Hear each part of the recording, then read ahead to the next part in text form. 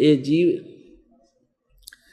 जब तू इस ज्ञान को समझ जाएगा फिर तेरी ये स्थिति हो जाएगी कि परमात्मा आपके बिना मुझे भी कोई दिखाई नहीं देता। बंदी छोड़ दयाल जी तुम तक हमारी दौड़े, जैसे काग जहाज का इब तकैन दूजी ठोरी। अब जैसे समुद्र में समुद्री जहाज के ऊपर कुछ कौवे बैठकर चला जाते हैं। वो कौवा बैठकर चला जाता है इस उद्देश्य से कि जहाज के यात्री आगे चल के खाना खाएंगे, भोजन पाया खाते हैं तो फिर मैं भी आहार करूंगा। अब जैसे शाम के समय जहाज चला, अतिथि खाना खाकर टुकड़ा फेंक दिया तो कौवा उस लालच में बैठ जाता है। फिर जहाज रातों रात निकल जाता 200 किलोमीटर, और 200-300 किलोमीटर जाने के बाद, 400 किलोमीटर जाने के बाद फिर समुद्र के अतिरिक्त, जल के अतिरिक्त कुछ भी वस्तु दिखाई नहीं देती, केवल जहाज या जल। अब पुराने समय की बात है, उस समय क्या होता था कि जो दिशा सूचक यंत्र होते थे वो कई बार डिस्टर्ब हो जाते थे। ये चुंबकीय चट्टानों के कारण वो जो डगमग हो जाते थे, डिस्टर्ब हो जाते थे, और जहाज के चालक भी भ्रमित हो जाते थे। उनको भी कई बार शंका हो जाती थी कि कहीं तेरा दिशा सूचक यंत्र डिस्टर्ब ना हो रहा हो। उसको चेक करने के लिए अपनी दिशा को वो कौवे का सहारा लेते थे। और कौवे में प्रभु ने ऐसा गुण दिया हुआ है कि वो जैसे रात्रि में जहाँ जिस दिशा से भी चलेगा, चाहे वो दिन में चले चाहे रात में, वो उस दिशा को भूलता नहीं। उसको फिर ये रहता है कि मैंने उल्टा आना है, मेरा घर यहाँ पर है, मेरा घोंसला यहाँ पर है। तो जहाज के चालक क्या करते थे, उस जहाज पर बैठे हुए कौवे को पत्थर मार देते थे, ऐसे डरा देते थे जोर से, और वो उसको जहाज से उड़ने पर विवश कर देते थे। तो कौवा क्या करता था कि उड़कर वो उस दिशा को चलता था जिस दिशा से जहाज चला था। वो फिर क्या करता है कि आधा किलोमीटर 1 किलोमीटर तक उड़ता है अपनी उसी दिशा में। फिर वो देखता है कि कितने कोई ठिकाना है, कोई ना बैठूंगा कित जाके। अगर उसने केवल वो जहाज ही दिखाई देता है, एकमात्र स्थान जहां वो डूबने से बच सके, अन्यथा वहां जल ही जल है। उस जहाज के अतिरिक्त यदि वो कहीं और बैठता है तो डूब ही जाता है, मरेगा वो। वापस आकर के वो कौवा फिर उसी जहाज पर विश्राम पाता है। अब परमात्मा यूं कहते हैं, जब आप मेरे से परिचित हो जाओगे और इस आध्यात्मिक ज्ञान से परिचित हो जाओगे, फिर तुम्हारी वो स्थिति हो जाएगी। कैसी? कि बंदी छोड़ दयाल जी तुम तक हमारी दौड़े, जैसे काग जहाज का अब तक न दूजी ठोरे। इस पृथ्वी पर आपको दूसरा ना संत दिखाई देगा, ना कबीर जी के अतिरिक्त आपको कोई परमात्मा दिखाई देगा। आपकी वो स्थिति हो जाएगी। इस स्थान के अतिरिक्त आप जहां भी जाओगे, आप 84 लाख योनियों के इस समुद्र में डूबने के स्थान पर जाओगे, वहां आप सीधे ही डूबोगे। और ऐसी गलती फिर आप कर नहीं सकते, क्योंकि आपको ज्ञान हो गया। परमात्मा अपनी महिमा आप पर सुनाते हैं हमारे लिए, आप ही दास बनते हैं और आप ही कह रहे हैं कि गुरु जी तुम ना भूलियो। हे परमात्मा, गुरुदेव आप ना भूलना हमारे को, चाहे लाख लोग मिल जाएं। और हमसे मेरे जैसे भगत तो आपको लाखों मिल जाएंगे, लेकिन मुझ दास को आप जैसा संत नहीं मिलेगा।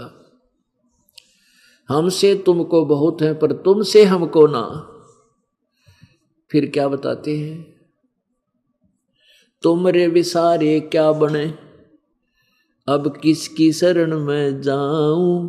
शिव ब्रंच मुनि नारदा, इनके हृदय भी ना समाऊं। अब शिव ब्रंच विरंच कहते हैं ब्रह्मा को, शिव विष्णु कहते हैं नारद जैसे ऋषियों के इन माछा ना लागू, क्योंकि हम सारा दिन प्रचार करते हैं, एक दूसरे को बताते हैं कि ब्रह्मा विष्णु महेश कंप्लीट गॉड नहीं है, इनकी पूजा से मोक्ष नहीं है। नारद जैसे ऋषियों को भी हम कहते हैं ये ज्ञानी नहीं थे, इनको वेद ज्ञान नहीं था। अब भाई इन नाम कैसे सुहावेंगे, एक आंख भी ना सुहावे हम तो, इनकी तो आंख में कुणक बन गए। और हे परमात्मा तेरी आड़ ना रही तो ये गढ़ देंगे हमने, अगर आपकी शरण मुझे ना रही तो ये फिर मुझे सीधा करेंगे। तो ईब आप नो भी आपसे दूर नहीं हो सकते हम, क्योंकि सत्य का बेड़ा पट गया। अब हम इनके गुण तक गा नहीं सकते, हाँ इनको बुरा नहीं बता सकते, क्योंकि हमें इतना ज्ञान हो गया। ब्रह्मा विष्णु महेश को हम बुरा नहीं कह सकते, लेकिन इनसे हमारा काम चल रहा है को नहीं। जैसे गीता जी अध्याय नंबर 2 के श्लोक 46 में कहा है कि बहुत बड़े जलाशय की प्राप्ति के उपरांत एक छोटे जलाशय में जैसी श्रद्धा रह जाती है, आस्था रह जाती है, उसी प्रकार पूर्ण परमात्मा की गुणों से परिचित होने के उपरांत इन निम्न सत्र के भगवानों में आपकी उसी ही आस्था रह जाएगी। अब कितना प्यारा उदाहरण दिया पवित्र श्रीमद् भगवत गीता जी ने, कि जैसे पहले क्या होता था पुराने समय में, सतयुग त्रेता द्वापर तक ये ट्यूबल टैबल नहीं थे, ना सिंचाई की नहरें थी, वहां तालाबों पर जनसंख्या कम होया करती, वो तालाबों के ऊपर आश्रित रहते थे। घने धन जोड़नी आदमी ना थे, अपना सिंपल सा रहा करते, खाया कमाया, घना धन नहीं इकट्ठा कराया करते, इसलिए वो तालाबों का झीलों का सहारा लेकर के वहां गांव के गांव बस जाया करते थे। अब जैसे कोई छोटे तालाब के ऊपर आश्रित होकर वहां रह रहा है, परिवार उसके रह रहे हैं, और वहां से क्या होता, उस तालाब से ही तो पीने का पानी लेते, उसी से पशुओं को पालते, उसी से कुछ सिंचाई भी करते थे। और वो छोटा जलाशय जिसमें एक वर्ष वर्षा ना हो तो वो जल समाप्त हो जावे, सूख जावे, और उस पर आश्रित वो परिवार भी, वो जितने व्यक्ति थे वो भी मृत्यु को प्राप्त हो जाए। यानी वर्षा होगी तो वो फिर भर जाता है, एक वर्ष काम और चला देता है। इसी प्रकार उस जो छोटे तालाब पर आश्रित परिवार है, यानी वो व्यक्ति है, उसको कोई बहुत बड़ा जलाशय मिल जाए, झील जिसकी 10 वर्ष वर्षा ना हो तो भी उसका जल समाप्त नहीं हो, और वो उस व्यक्ति ने वो जलाशय मिल जाए, वो बहुत बड़ा झील लेक, तो फिर उसकी श्रद्धा उस छोटे तालाब में जितनी रह जाती है, अंडरस्टूड है। कहने का भाव यह कि उसमें उस छोटे तालाब बुरा नहीं है, लेकिन वो पर्याप्त नहीं उसके जीवन के लिए, वो कभी भी धोखा दे सकता, वो सफिशिएंट नहीं है। और वो बड़ी झील मिल गई तो 10 वर्ष भी वर्षा ना हो तो भी जल समाप्त नहीं हो सकता। तो फिर उसकी श्रद्धा उसमें ऑटोमेटिकली हो जाएगी, उसने त्याग कर वहां पर पहुंच जाएगा, वो फिर उस तालाब के ऊपर आश्रित नहीं रहेगा। लेकिन तालाब बुरा नहीं है, जल उसमें भी है, लेकिन वो थोड़ा है, पर्याप्त नहीं है। इसी प्रकार ब्रह्मा विष्णु महेश ब्रह्म पर ब्रह्म ये बुरे नहीं है, लेकिन हमारे लिए ये पर्याप्त नहीं है, क्योंकि हमने तो जन्म और मृत्यु का रोग कटाना है, हमने तो सदा के लिए मोक्ष प्राप्ति करनी है। लेकिन इन भगवानों की साधना से जन्म मृत्यु समाप्त नहीं हो सकती, कर्म का दंड नहीं कट सकता, दुख निवारण नहीं हो सकता, लेकिन जैसे कर्म करोगे वैसा फल ही ये दे सकते। वो केवल परम अक्षर ब्रह्म है, वो कबीर देव है जो बनारस में जुल्हा बनकर आए थे, वही परमात्मा है जो पूर्ण मोक्ष देगा, हमारे सब पाप कर्मों के दंड को समाप्त करेगा और हमें सुख देगा, मोक्ष देगा, पूर्ण मोक्ष देगा। परमात्मा क्या बताते हैं, अपनी महिमा आप ही गाया करते हैं, आप ही सुनाते हैं। अब वो परमात्मा पूर्ण ब्रह्म जिसकी भक्ति करने से हमें मोक्ष प्राप्त होगा,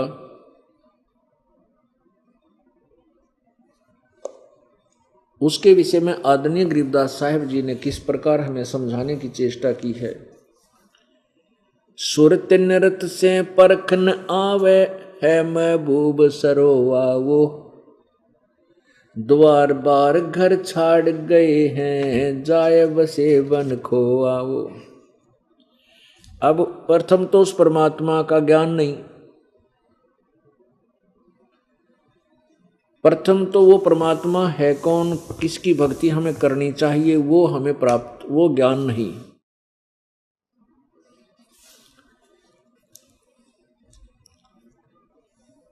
और उसके उपरांत फिर हम जैसा भी थोड़ा बहुत ज्ञान सदग्रंथों में था वो समझ सके नहीं, वो साधनाएं गलत करते रहे। बेख बनाए बहे बहुरंगी कीना बहुत अबोआ वो, बेख बनाए बने बहुरंगी कीना बहुत अभोआ वो, कामी क्रोधी बंग मंझारा छाड़ा लोभ ने मोहा वो। पिता विवेक अक्षमासी माता जिन दूर किया दिल द्रोहा वो, मांड्या खेत नेत जस गाऊं सतगुरु पकड़ा लोआ वो। 14 भवन गवन सब छूटे दिल ही अंदर जोया वो, है निज धाम दर्श दिल माही भरम कर्म सब खोया वो। अब सिज्जा अदर सिंहासन अवगत तुरिया पद में सोया वो, अनहद तारी लगी हमारी अजू अकल से धोया वो।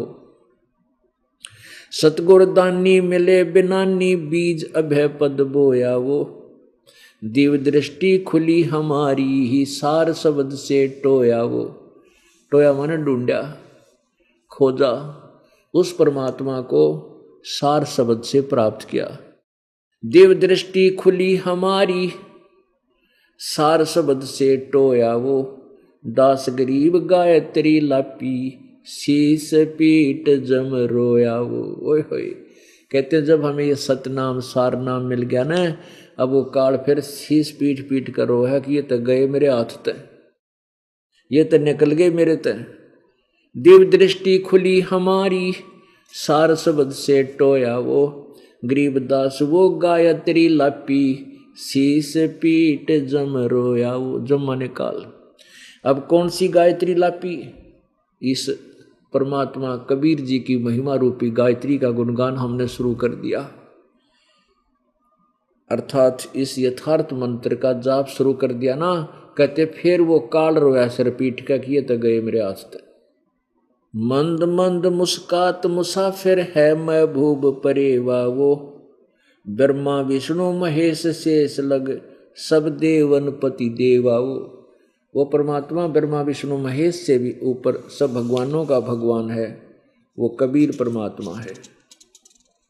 अब जैसे गीता जी अध्याय नंबर 7 के श्लोक नंबर 29 में कहा है कि जब तत्ब्रह्म यानी उस परमात्मा से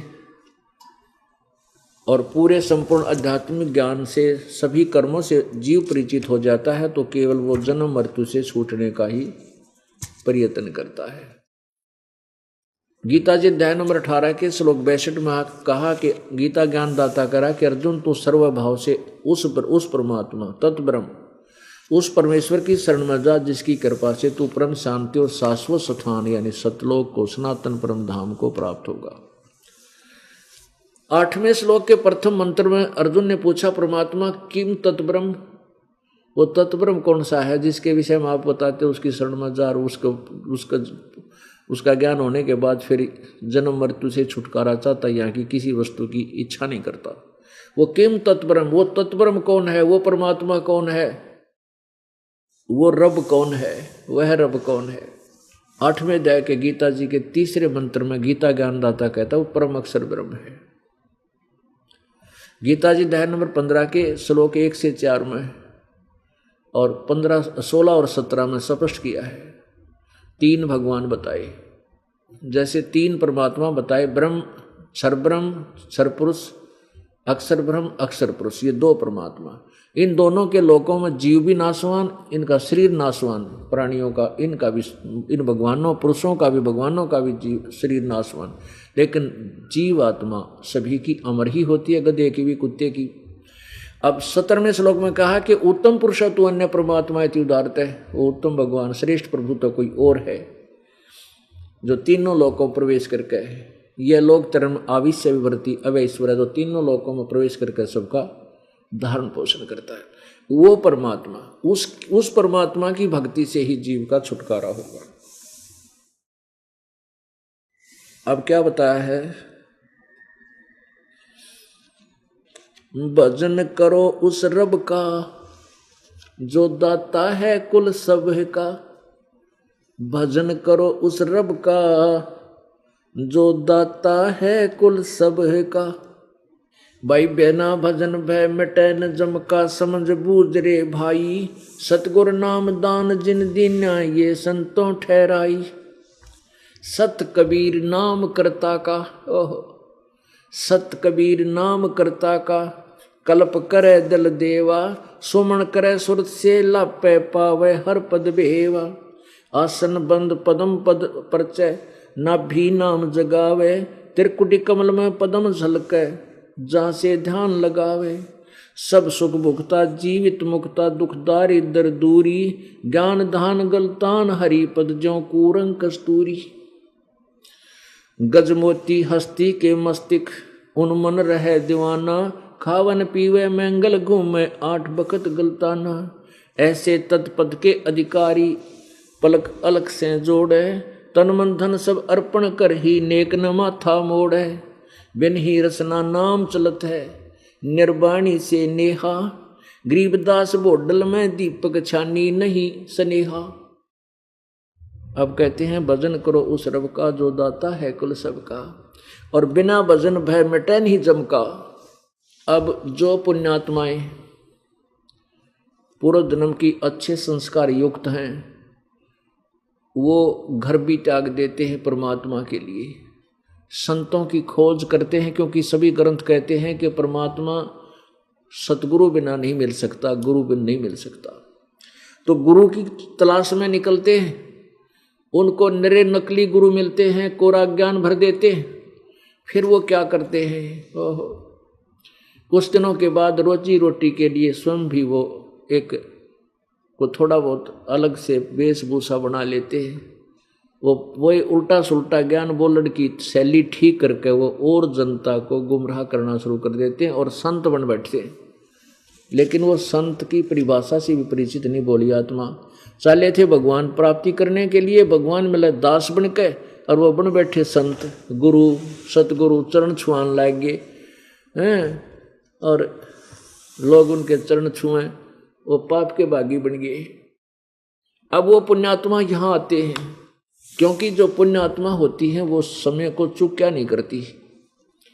ज्ञान हो गया मनुष्य जीवन, और परमात्मा के लिए घर से निकले, घर भी त्याग गया। अब वो परमात्मा मिलने जा रहा है, तो फिर उनसे ये कहा जाता है कि आप ये दाढ़ी जो वेशभूषा, दाढ़ी शीश के केस दाढ़ी कटवाना कोई अनिवार्य नहीं है भक्ति में। चाहे न कटवाओ चाहे रखवाओ, कोई दिक्कत नहीं।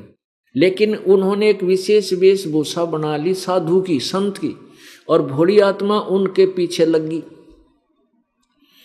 और जब तक वो उसको उस वेशभूषा को कटा कर सिंपल मैन नहीं बनेंगे, उनकी वह मरोड़ ना जा, वो कुबद का गढ़ ना टूटे, क्योंकि भगवान मिलेगा दास बनने से। और साधु बना रहा, नमस्कार करनी भोली आत्मा बहुत मिलेंगी, क्योंकि नकली हो चाहे असली, उनको क्या पहचानिए संत नकली है का असली है, उसको तो भगवान का रूप दिखाई देता संत श्रद्धालु को। तो फिर वो जो संत वेशभूषा बना के बड़ी जनता में एक प्रभुता पाते हैं, उनको हम समझाते हैं कि आप ये ऐसा मत रखो, ये आपके लिए हानिकारक हो जाता है। तो बेचारे क्योंकि वो भगवान से अपरिचित हैं, भगवान की महिमा से वो परिचित नहीं है, इसलिए वो क्या बोलते हैं, वो कहते हैं दाढ़ी कटवा लेंगे ना, फिर हमें रोटी कहाँ से मिलेगी। वो तरह का जो भैया, और हम जैसे ट्रेन में जाते हैं तो हमारी टिकट नहीं लगती, हमारा गुजारा कैसे होगा। अब ये भी हमारी एक भगवान के विधान से अपरिचित होने की सोच है। अब क्या बताते हैं परमात्मा कि जब आप मेरी शरण में आ जाओगे, रोजी और रोटी की तो चिंता छोड़ देना। जब तीनों लोकों में प्रवेश करके वो सबका धारण पोषण करता है तो हम उसी से सीधे संपर्क में आ गए तो क्या हमें 2 रोटी नहीं देगा? क्या आने जाने का किराया वो नहीं देगा? ना जाने कित के दे देगा। सत्कर मान लेना। अब आपके समक्ष पीछे सत्संग में एक नेपाल से भक्त आया था। उसने कहा था जी वहाँ के गरीब जनता है और वहाँ से आने में उन असमर्थ हैं और वहाँ प्रचार करने के लिए मैं भी इतना समर्थ नहीं हूँ अभी घना प्रचार कर सकूँ। जितनी मेरी समर्थता है उतना तो मैं पैसा लगा के खर्च कर दूंगा। फिर हमने उसको 5,000 रुपये दे दिए, भाई तू वहाँ जनता में प्रचार कर। तो उस बेचारे ने रख दिए वो पैसे कि भाई परमात्मा का पैसा मैं दुरुपयोग नहीं करूँगा, कति 8 लाख गएगी ना, कितना भी पार नहीं बसाओगी, तब उसको प्रयोग करूँगा। तो महीना तो उसने ऐसे काम करता रहा, अपने आप अपने ही पैसे से वो खर्च करता रहा, प्रचार करता रहा जैसा बना। फिर उसको आवश्यकता बन गई, 500 रुपये की आवश्यकता पड़ गई। कहता मैंने वो 5,000 रुपये न्यू के न्यू दर रखे थे, 1,000 के नोट और 2 500 के, 4,000 के, कति गिण के वहाँ ऐसे स्थान पर रख देखते बच्चे भी ना छेड़े, घर वालों को पता ही ना चले, वहाँ कभी पैसा मैंने रखा ही नहीं। तो वो गिने तो मैंने पाए वो क्या 2,500 रुपये बढ़ गए, उसमें कहता मैंने पहले 1,000 रुपये निकाल लिए थे तो 6,500 रुपये फिर पाए, 2,500 रुपये टोटल कहता वो बढ़ गए। 1,000 निकाल लिया था, 4,000 उसमें सुरक्षित रख दिए, फिर 6,500 पाए। तो ये किसने दे दिए? कबीर परमात्मा ने। अब वो 2,500 रुपये उसके यहाँ आने और जाने में 1 साल में खर्च ना हो, और ये तो 2,500 है, वो 2,500 है, तो 2.5 करोड़ दे दे परमात्मा, न्यू के न्यू दर दे, बंडल बांध गए और किसी प्रेस से मिला लियो जो उसमें चूक पा जाता है, तो भगवान उसी को कहते हैं। तो हम कमजोर सोच के हो गए क्योंकि हमें भगवान मिला को नहीं, और भगवान ना मिलने से हम अन्य अटकलों से ही अपना गुजारा समझकर फिर भी साधु बन रहे। वो जब आप पे पेट नहीं भरता और उन्हें कह दोगे तुम, तो ऐसी भूल पड़ जाती है। अब परमात्मा कहते हैं उनके लिए जो परमात्मा से अपरिचित हैं, प्रभु की महिमा से अपरिचित हैं, प्रभु की महिमा उनको, प्रभु के गुण उनको मिले नहीं। क्या बताते हैं कि टूका कारण फिरे, कुकरा 70 घर फिर आवे, ये तो लक्षण ना साधु के, क्यों बाणा बिरद लजावे, नट पेरना कांदर सासी मांगत हैं भटियारे, जिनकी तारी लगी हरी में वो मोती देवे उधारे। अब परमात्मा क्या बताते हैं कि जिन्होंने परमात्मा को नहीं पहचाना वो किस प्रकार दुखी रहे। मन माणिक लहर समंदरे, मुरजीवा नगसी पन सायर, वो निर्मल आनंद कंदरे। मन माणिक लहर समंदरे, मुरजीवा नगसी पन सायर, वो निर्मल आनंद कंदरे। अब कितनी प्यारी वाणी बोली है गरीबदास साहेब ने अपने कबीर परमात्मा के विषय में। भाई मोती मुक्ता दर्शत नाही, ये जग है सब अंदरे, दिखत के तो नैण चश्म इनके, फेरा मोतिया बंदरे। अब क्या बताते हैं कि जिनको तुम विद्वान समझा करते, बड़े वेदों के ज्ञाता हैं, बड़े मर्मज्ञ ज्ञाता हैं। अब जैसे आपने अभी देवी भागवत महापुराण के गीता प्रेस गोरखपुर से प्रकाशित पृष्ठ नंबर 414 पे 6ठे सकंद में क्या पढ़ा कि सतयुग के ब्राह्मण वेदों के पूर्ण विद्वान होते थे और वो दुर्गा की पूजा करते थे। 562 पृष्ठ पर दुर्गा कहती है ब्रह्म की पूजा करनी चाहिए, उसके अतिरिक्त दूसरे की धारणा भी नहीं लानी चाहिए, उसकी पूजा करो, वो ब्रह्म लोक में रहता है।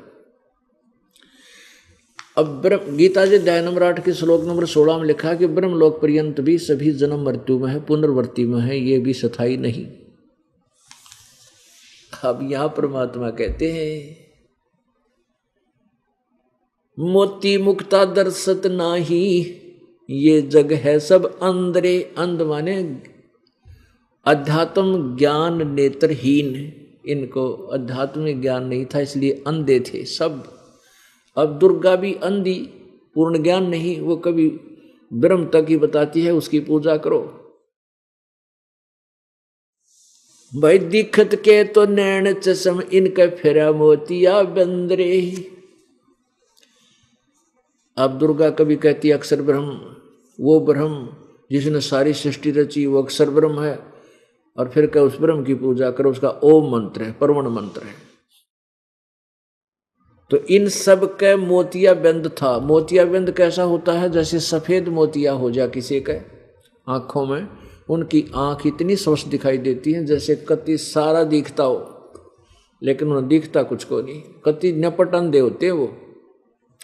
तो ऐसे ही विद्वान भगवान देवी और देवता हमने कति भगवान प्राप्त दिखाई दे थे और बड़े विद्वान नजर आवे थे। इनको तो कैख भी ना ज्ञान था। अब जैसे अभी तक हमारे पवित्र हिंदू धर्म के ये गुरुदेव लोग हमें ये नहीं बता सके कि पुराणों में क्या लिखा है, ब्रह्मा विष्णु महेश की क्या स्थिति है, तो ये आँखें कैसे कह सकते? तो अंधे थे, अंधे मीन ज्ञान नेत्रहीन।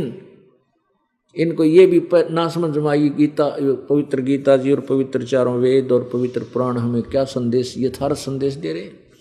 और पुराणों के वक्ता ब्रह्मा जी ये आप अज्ञान दे रहे हुए, इसलिए बताते हैं मन माणिक लहर समंदरे, मुरजीवा नग सीपन सायर, वो निर्मल आनंद कंदरे। भाई मोती मुक्ता दर्शत नाही, यो जग है सब अंदरे। दिखत के तो नैन चश्म, इनके फेरा मोतिया बंदरे। ये दिखत के तो आंखें बड़ी निर्मल दिखाई दे, बड़े विद्वान नजर आवे हैं, पर इनका अज्ञान रूपी मोतिया बंद हो रहा है। नर नारायण देही पाके, जय कट्याना यम का फंदरे। रतन अमोली दर्शत नाही, धक है वाकी जिंदरे। कि ऐसा सुंदर शरीर पर आप पाके और फिर भी भगवान नहीं मिले, और कहते हैं वो परमात्मा नहीं प्राप्त हुआ, तो धिक्कार है उसके जिंदगी ने, इस मनुष्य जीवन को। भाई पूर्ण ब्रह्म रटे अविनाशी, जो भजन करें गोविंद रे। भाव भक्ति जा हृदय होई, फिर क्या कर है सुरपति इंद्रे। अब जिनके सच ये ज्ञान समझ में आ गया और सच्चे दिल तो भक्ति में लौ लाएगी, कहते फिर यहाँ का सुरपति देवताओं के राजा इंद्र की पदवी भी हमारे लिए व्यर्थ है। वो क्या कर है सुरपति इंद्रे, यानी उसके सामने वो सुख देवताओं के राजा इंद्र का भी व्यर्थ है। व्यर्थ क्यों है? क्योंकि वैसे तो इंद्र को बहुत सुख है, देवताओं का राजा है, स्वर्ग का राजा है, लेकिन यूं राज रहेगा कितने दिन? यूं ज्यादा समय नहीं रहे, इसका फिक्स टाइम है। 72 चौकड़ी युग इंद्र, एक इंद्र 72 चौकड़ी युग तक शासन करता है, 72 चतुर्युग तक। और एक ब्रह्मा के दिन में 14 इंद्र अपना शासन पूरा कर लेते हैं, इसलिए 1008 चतुर्युग होते हैं। तो 72 चतुर्युग जब ये ब्रह्मा इंद्र पूरा कर लेगा, और इसने अपने ही तप और अपने ही यज्ञों से उस इंद्र का राज को प्राप्त किया, मृत्यु को प्राप्त होगा 72 चतुर्युगी तक राज करके। 72 चतुर्युग, सतयुग, त्रेता, द्वापर, कलयुग, एक चतुर्युग। इसमें 43,20,000 वर्ष होते हैं एक चतुर्युग में। और ऐसे ऐसे 72 चतुर्युग तक एक जीवात्मा इंद्र की पदवी प्राप्त करके स्वर्ग का राज्य भोगती है, और फिर मृत्यु को प्राप्त होकर गधे की योनि प्राप्त करता। शटार्टुस की 84 लाख योनियों का गधे से होता है। अब के फूक गई से इंद्र के राज ने आग लगा तो फिर गधा बन गया। बताओ के काम आया वो सुख, अब पहाड़ टूट गया। अब फिर इसे गधे के जीवन हो जावन माने, जैसे महावीर जैन वाली आत्मा के 60 करोड़ बार गदा तेरा गजब हुए, 30 करोड़ बार कुत्ता। देवताओं के राजा वाला सुख के काम आया उसका। नो भगवान याद दिलाओगे फिर हमारा दिल यहां से हट जाएगा। क्या बताते हैं भाई, पूर्ण ब्रह्म रटे अविनाशी, भजन करे गोविंद रे, भाव भक्ति जा हृदय होई, फिर क्या कर है सुरपति इंद्रे। इंद्री कर्म ना लगे लगारम, जो भजन करे निर्द्वंद रे, गरीबदास जग कीर्ति होगी, जब लग सूरज चंद्रे। कि देखो भक्ति करोगे आपका काम आवेगी, यहाँ भी सुख मिलेगा, और यहाँ से भक्ति करके जाओगे तो कहते आपकी कीर्ति बनी रहेगी जब लग सूरज चंद्रे। यानी आप सतलोक चले जाओगे, वहाँ आपको यहाँ लोग आपके गुण गाया करेंगे। जैसे दरू, प्रहलाद, मीराबाई आदि पुण्यात्माओं को आज तक याद किया जाता है, और वो अपनी भक्ति करके बेड़ा पार करके हम उनके गुण गावें। तो ऐसे ही हम अपना कर्म बनावांगे, सतलोक चले जावांगे, और पीछे आने वाले आप जी के गुण गाया करेंगे, बड़े अच्छे भगत थे और वह तो बेड़ा पार करके। इंद्री कर्म ना लगे लगारम, जो भजन करे निर्द्वंद रे। निर्द्वंद माने और सब तरफ से ध्यान हटा के अपने मालिक के चरणों में लगे रहे। काम जो अपना पेट रोजगार निर्वाह के लिए धंधा करे, उसमें भी मालिक को भूल नहीं पड़ने दे, उसको कहते निर्द्वंद भजन करना। और गरीब दास जग कीर्ति होगी, जब तक सूरज चंद्रे। अपने आत्मा कबीर परमेश्वर जी अपने तत्व ज्ञान को आप ही बताने आते रहते हैं, और फिर हमारे जैसे दास की सेवा लगा देते हैं, ड्यूटी लगा देते हैं, अपनी प्यारी आत्माओं को अपने यथार्थ ज्ञान से परिचित कराने के लिए। अभी तक हमें ब्रह्मा विष्णु महेश के बारे में क्या बताया गया था कि अजर व अमर हैं, सर्वशक्तिमान है, ये सृष्टि के रचनहार हैं और ये पूर्ण परमात्मा है, सभी ब्रह्मांडों के रचयिता यही हैं। अब इनकी यथार्थता हमारे सामने आ गई। कहाँ से पता चला? इन्हीं की जीवनी से। ब्रह्मा विष्णु महेश की जीवनी किन में है? पुराणों में। अब आपको ब्रह्मा विष्णु महेश की थोड़ी सी झलक दिखाते हैं। पुण्यात्माओं, ये सत्संग स्थल जो है एक ऐसा सामूहिक स्थल है जिसमें पहली कक्षा के बालक भी, बच्चे भी होते हैं, यानी श्रोता हैं, और दूसरी कक्षा के भी, यानी कुछ ऐसे हैं जो पहली बार सत्संग सुनने आए हैं। हमारे भगतों ने समझा बुझा के लाओ, एक बार चल लो आप हमारे गुरुजी का सत्संग तो सुन लो, नाम ना लियो पर ज्ञान तो सुन लो। तो उनके लिए भी हमने ये क ख ए आ सारे सिखाने पड़ेंगे, क्योंकि अभी तक भक्ति मार्ग का क ख भी ज्ञान नहीं किसी को। तो इस दास ने स्टार्ट से लेकर और लास्ट तक की पढ़ाई नए सिरे करानी पड़ेगी आपकी। और पुण्यात्माओं, इस दास को जो परमात्मा ने मजदूरी दी है या अनमोल दे रखी है, और इस दास को उसी दिन से ये एहसास हो गया था कि परमात्मा ये शरीर भी तेरे काम आ जाए, इस टुकड़े टुकड़े भी मालिक आपके काम आ जाए, मेरी मिट्टी सफल हो जाएगी। तो इस दास ने जब से ज्ञान हुआ है उसी दिन से दिन और रात एक कर रखा है।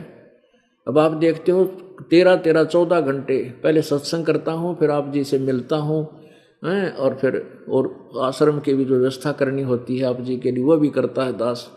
और कितना 12 बजे 1 बजे जाकर सोने का समय मिलता है, फिर बखते उठ कर फिर।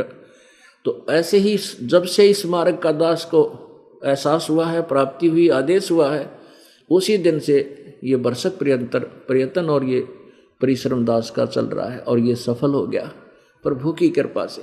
तो इसलिए दास जरा से भी आलस नहीं करता कि परमात्मा फिर नाराज हो गया ना, फिर मेरे पिल्ला कुछ नहीं रहेगा। तो हर तरह हर मर्यादा में रहता हुआ, हर पॉइंटों से बचता हुआ परमात्मा के गुणगान करता हूँ। तो यहाँ ये ऐसा है कि पहली कला कक्षा से लेकर लास्ट तक ये नए सिरे नई पढ़ाई पढ़ानी, क्योंकि पहले ज्ञान से विपरीत है सारी, और इसमें मेहनत ज़्यादा करनी पड़ेगी दास ने, क्योंकि बार बार रह रह कर प्रमाण ना दिखाऊंगा तो कुछ भी पल्ला ना पड़े आपका ये 2 घंटे व्यर्थ जाएंगे, जिसको नए सिरे से नहीं बताया जाता। अब हम ब्रह्मा विष्णु महेश के ऊपर आश्रित हैं। अब थोड़ी सी झलक दिखाते हैं कि ब्रह्मा विष्णु महेश जी की क्या स्थिति है। अब देखिएगा देवी पुराण। अब ब्रह्मा विष्णु महेश जी की उत्पत्ति आपको दिखाते हैं। श्री ब्रह्मा विष्णु महेश जी का जन्म, इनके माता पिता कौन है, थोड़ा सा विस्तृत दिखाएंगे। और जो पुण्यात्मा पहली बार आए हैं या बार बार, जो क्योंकि ये ज्ञान एकदम समझ में नहीं आता, आप कम से कम भी 1 वर्ष तक लगातार सत्संग सुनोगे, जब आपकी बुद्धि विशाल बनेगी। और उसके लिए बार बार ये लेक्चर अर्थात ये सत्संग करने अति आवश्यक होगी।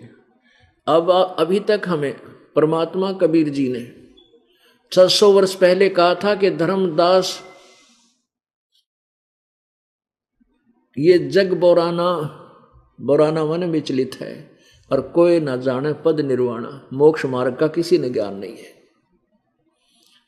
यही कारण मैं कथा पसारा, अब मैं तुमसे कहूँ, यही कथा तुम जग जीव सुनाओ, सब जीवों का भरम नसाओ। अब मैं तुमसे कहूँ चिताई, इस तीनों देवताओं की उत्पत्ति भाई, ब्रह्मा विष्णु महेश की उत्पत्ति बताता हूँ। 600 वर्ष पहले परमात्मा ने ये शब्द वो बताए थे, और वो ज्ञान जो पुराणों में लिखा था वो अपनी सिंपल लैंग्वेज में बोला था। और क्या बताया था कि ज्ञानी सुने सो हृदय लगाई, मूर्ख सुने तो गम नहीं पाई। आप बुद्धिमान होगा वो तो समझेगा कि संत जो बता रहा सच्चाई है, और प्रमाण दिए जाएंगे साथ में आपको। और अनजान व्यक्ति जिसने भगवान चाहिए कोई ना, वो समझे कोई नहीं इस मार्ग ने, वो तो काल का ही जो है ना आहार बना रहेगा। अब क्या कहते हैं, धर्मदास ये जग बोराना, कोई न जाने पद निर्वाणा। यही कारण मैं कथा पसारा, जग से कहिए एक राम नियारा। यही ज्ञान जग जीव सुनावो, सब जीवों का भरम नसाओ। अब मैं तुमसे कहूँ चिताई ही, त्रिदेवन की उत्पत्ति भाई, इन तीनों देवताओं की उत्पत्ति बताता हूँ। कुछ संक्षेप कहूँ गौराई, सब संशय तुमरे मिट जाई। ज्ञानी सुने सो हृदय लगाई ही, मूर्ख सुने तो गम ना पाई। समझदार सुनेंगे तो तुरंत स्वीकार करेंगे, सीने से लगाएंगे इस ज्ञान को कि महाराज जी ने तो तोड़ पाड़ दिया, कमाल कर दिया। और साथ में ये आपको सदग्रंथ दिखाऊंगा, फिर संशय नहीं रहेगा कि ये कच्चा काम है। ज्ञानी सुने सो हृदय लगाई, मूर्ख सुने तो समझ में न आई। माँ अष्टंगी पिता निरंजन, ये दम जारण वंशन अंजन। पहले कीन निरंजन राई, पीछे से माया उपजाई। माया रूप देख अतिशोभा, देव निरंजन तन मन लोभा।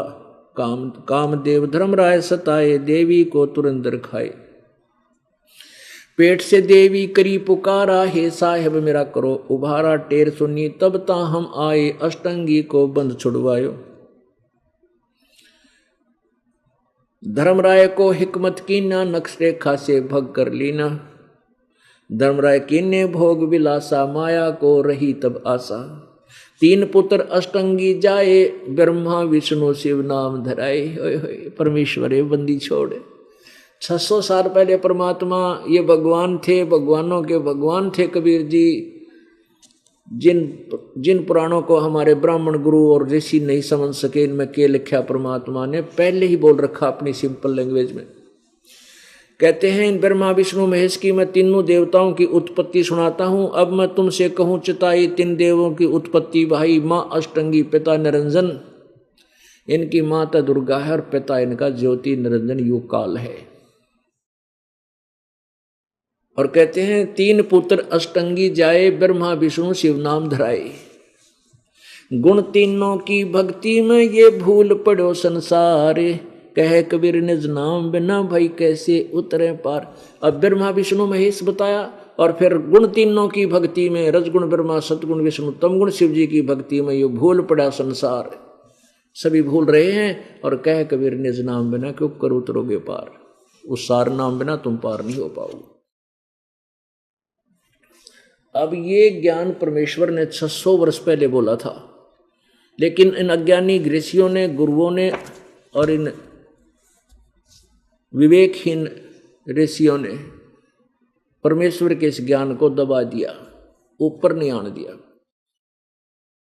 और आज इन सदग्रंथों ने इसको सेकंड किया, समर्थन किया, फिर हमारे हृदय ने स्वीकार किया। अब देखो ये श्री शिव पुराण, ये कहां से छपा है? श्री शिव पुराण, इसके संपादक है हनुमान प्रसाद पोदार और प्रकाशक और मुद्रक हैं गीता प्रेस गोरखपुर, गोविंद भवन कार्यालय कोलकाता का संस्थान। अब इसके रुद्र संहिता से हम प्रारंभ करेंगे। परमात्मा की वाणी अब कैसे किस प्रकार सिद्ध होती है, अब देखिएगा। यह है रुद्र संहिता और प्रश्न नंबर 99। अब 98 से शुरू करते हैं। अपने पुत्र नारद की यह बात सुनकर लोक पितामह ब्रह्मा वहां इस प्रकार बोले। ब्रह्मा जी ने कहा,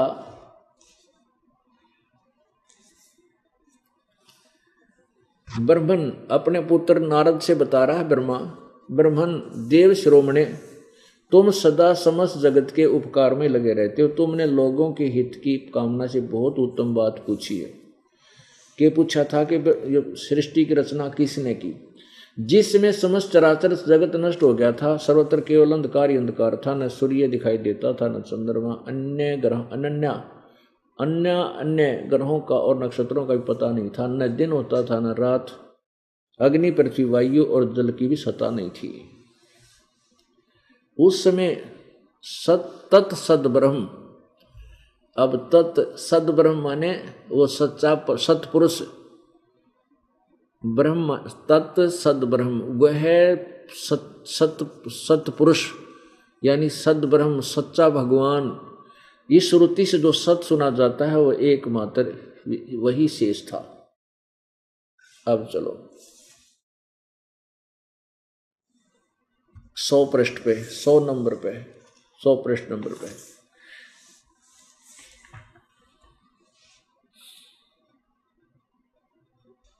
जिस पर ब्रह्म के विषय में, अब देखो ब्रह्मा जी बोल रहा, कि तो ब्रह्म का है, कि तो सदब्रह्म का है, कि तो पर ब्रह्म, फिर भी क्योंकि इन्हीं से हमने इस ज्ञान को निखारना है जो परमेश्वर का ज्ञान है। जिस पर ब्रह्म के विषय में ज्ञान और अज्ञान से पूर्ण उक्तियों द्वारा इस प्रकार विकल्प किया जाता है, उसने कुछ काल के बाद द्वितीय की इच्छा प्रकट की। उसके भीतर एक से अनेक होने के संकल्प उदित हुआ। तब उस निराकार परमात्मा ने अपनी लीला शक्ति से अपने लिए मूर्ति की कल्पना की। मूर्ति माने शरीर की, साकार शरीर की, जो मूर्ति रहित यानी शरीर रहित पर ब्रह्म है, उसी की मूर्ति, उसी की मूर्ति भगवान सदाशिव है। ब्रह्मा बोल रहा है। अर्वाचीन और प्राचीन विद्वान इन्हीं को ईश्वर कहते हैं। उस समय एकाकी रहकर स्वेच्छा अनुसार विहार करने वाले उन सदाशिव ने अपने विग्रह से स्वयं ही एक स्वरूप भूता शक्ति की सृष्टि की, जो उनके अपने श्रीअंग से कभी अलग होने वाली नहीं थी। अब देखो, उस पराशक्ति को प्रधान प्रकृति गुणवती माया बुद्धि तत्व की जननी और विकार रहित बताया गया है। वह शक्ति का अंबिका कही गई है, दुर्गा। उसी को प्रकृति सर्वेश्वरी त्रिदेव जननी, तीनों देवताओं की माँ, ब्रह्मा विष्णु महेश की माता जननी और नित्य और मूल कारण भी कहते हैं। सदाशिव द्वारा प्रकट की गई उस शक्ति की 8 भुजाएं हैं। नाना प्रकार के आभूषण उसके अंगों की शोभा बढ़ाते हैं। वह देवी नाना प्रकार की गतियों से संपन्न है और अनेक प्रकार के अस्त्र शस्त्र धारण करती है। ये दुर्गा है। अब इसको प्रकृति भी कहते हैं, ये ध्यान रखना। उसी को प्रकृति सर्वेश्वरी, प्रकृति शब्द आपका गीता जी में काम आओगा। 14वें अध्याय में आपको दिखाऊंगा। ब्रह्मा विष्णु की उत्पत्ति इसी दुर्गा से और काल से। काल ने गीता बोली। एकाग्नि होने पर भी वह माया संयोग वसात अनेक हो जाती है। जैसे 3 रूप धारण किए थे ब्रह्मा विष्णु महेश को, एक एक इसने आगे अन्य लड़कियां दे दी थी, अपने से 3 और बना के। वे जो सदाशिव हैं, अब काल के विषय में लिखा है सदाशिव, उन्हें परम पुरुष, ईश्वर, शिव, शंभु और महेश्वर कहते हैं। अब 101 पृष्ठ पे रुद्र संहिता। वे अपने सारे अंगों में भस्म लगाए रहते हैं उन काल रूपी ब्रह्म ने। अब देखो, काल रूपी ब्रह्म ने, ये काल रूपी ब्रह्म, ये ज्योति निरंजन है। यही सदाशिव, महाशिव, महाब्रह्मा, महाविष्णु का रूप धारण करता है। उन काल रूपी ब्रह्म ने एक ही समय में शक्ति के साथ, ये नाथ नहीं, साथ शिवलोक नामक अक्षेत्र का निर्माण किया। उस उत्तम अक्षेत्र को काशी कहते हैं। वह परम निर्वाण या मोक्ष स्थान है जो सबके ऊपर विराजमान है। वे प्रिया प्रियतम रूप शक्ति और शिव, दुर्गा और ये काल जो परमानंद स्वरूप हैं, उस मनोरम क्षेत्र में नित्य निवास करते हैं। ये दोनों के दोनों, ब्रह्मा और ये काल और दुर्गा। काशीपुरी परमानंद रूपिणी है। मुने शिव और शिवा ने, दुर्गा और काल ने प्रलय काल में भी कभी इस क्षेत्र को अपने सानिध्य से मुक्त नहीं किया। आगे देखो, देव ऋषि एक समय उस आनंद वन में रमण करते हुए शिवा और शिव के मन में यह इच्छा हुई कि किसी दूसरे पुरुष की सृष्टि करनी चाहिए, जिस पर यह सृष्टि संचालन का महान भार रखकर हम दोनों केवल काशी में रहकर स्वेच्छानुसार विचरें और निर्वाण धारण करें। ऐसा निश्चय करके शक्ति सहित सर्वव्यापी परमेश्वर शिव ने अपने वाम भाग के 10वें अंग पर अमृत मल दिया। फिर तो वहां से एक पुरुष प्रकट हुआ, यानी इन्होंने पति पत्नी व्यवहार किया और वहां से एक बालक की उत्पत्ति। उसका नाम क्या है? 102 पृष्ठ पे रुद्र संहिता, शिव पुराण। तदंतर उस पुरुष ने परमेश्वर शिव को प्रणाम करके कहा, स्वामिन मेरे नाम निश्चय कीजिए, कौन काम बताइए। ये सुनकर शिव ने कहा, वत्स बेटा, आप व्यापक होने के कारण तुम्हारा विष्णु नाम विख्यात हुआ, यानी उस विष्णु नाम धर दिया।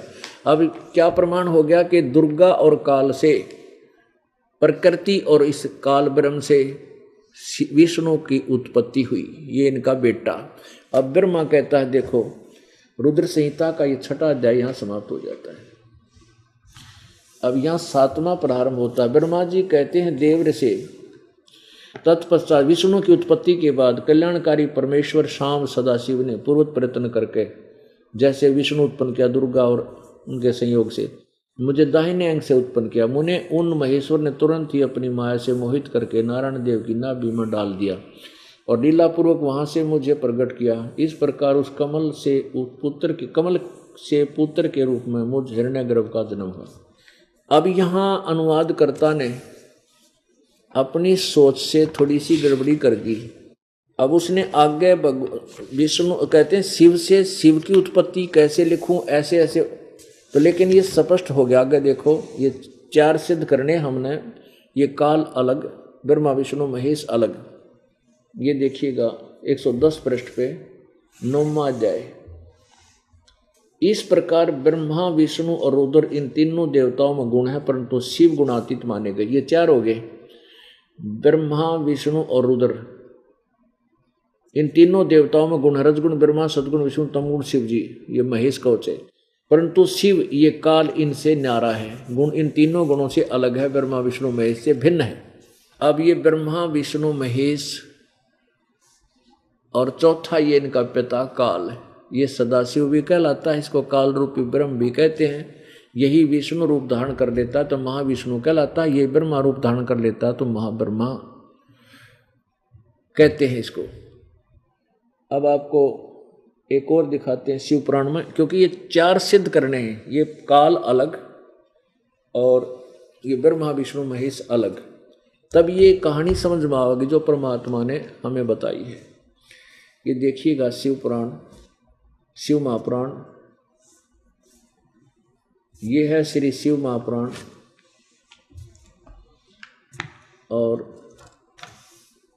खेमराज श्री कृष्ण दास प्रकाशन बंबई, ज्वाला प्रसाद मिश्र कृत, इसकी हिंदी टीका सहित।